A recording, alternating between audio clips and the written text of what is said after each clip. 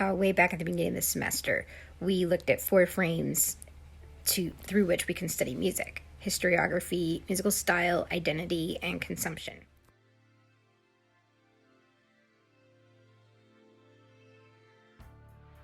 We've touched on all of these in some capacity and throughout the semester, but today we're going to focus on one in particular. When we're talking about identity in this particular context, we're thinking about how race, class, gender, sexuality, and ability get represented in the stories that people tell about this history.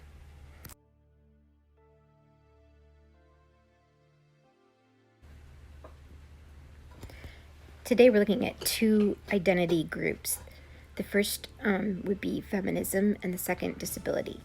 Feminism is basically the advocacy of women's rights on the basis of the equality of sexes, and disability is the idea that some people can or cannot do things depending on their bodily type and the environment with respect to their bodily type. Both identities are connected to the particular social environment.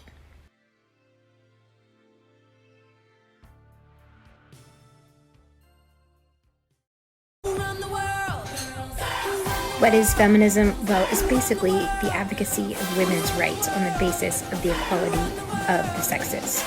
So I would hope that you're all feminists. When we're talking about the history of feminism, we think about it in 3 waves. The early 20th century focused on voting rights and property rights. Thank you, Susan B. Anthony. The second wave of feminism lasted from like the 60s to the 80s and focused on reproductive rights and workplace rights, and particular official inequalities like the ability to have one's own bank account. So I think Ruth Bader Ginsburg.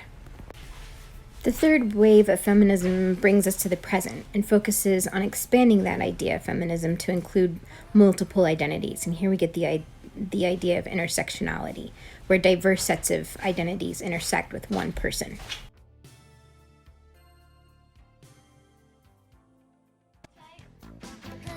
Now, as part of second wave feminism, women artists look for equality in the workplace through taking more control of the production of their music. We see this in the case of Madonna. During the recording of her first album, her debut album, which came out in 1983, she actually fired her producer, Reggie Lucas, halfway through the process. She was using cutting-edge recording technology and methods of the time, the synthesizers and the drum machine, which were still kind of in the new recording palette. She didn't like the fact that her producer wasn't listening to her ideas and her creative direction, and so she went somewhere else. And women artists still have a hard time taking control of their own creative process, but Madonna was definitely a forerunner in that process. I want to kiss you in Paris.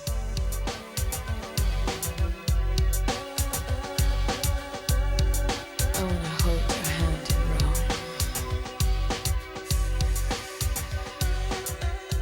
I want to run naked in a rainstorm.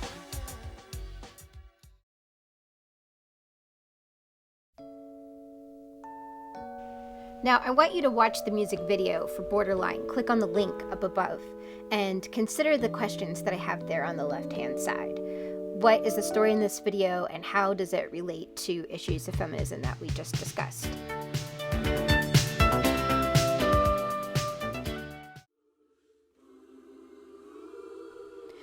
Again, I want you to watch this video, click on the link above, and consider some of the same questions. What is the story in this video? And in this case, how do aspects of the video wrestle with gender and race?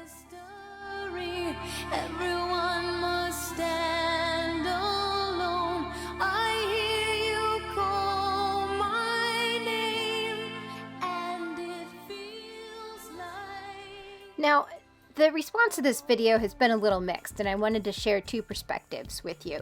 The first is by Susan McClary, a musicologist, who wrote a book, one of the foundational books in musicology, about feminist issues. And her 7th chapter in this book, Feminine Endings, was about Madonna, and she highlights some of Madonna's artistic accomplishments. With respect to this song, she states, inside the church is the possibility of community, love, faith, and interracial bonding. The song is about the survival rather than simple triumph. Bell Hooks is another American author and feminist and social activist, and she offers a slightly different perspective to Madonna's Like a Prayer. She states that white women stars like Madonna publicly name their interest in and appropriation of Black culture as yet another sign of their radical chic. And she critiques Madonna for commodifying aspects of Black culture.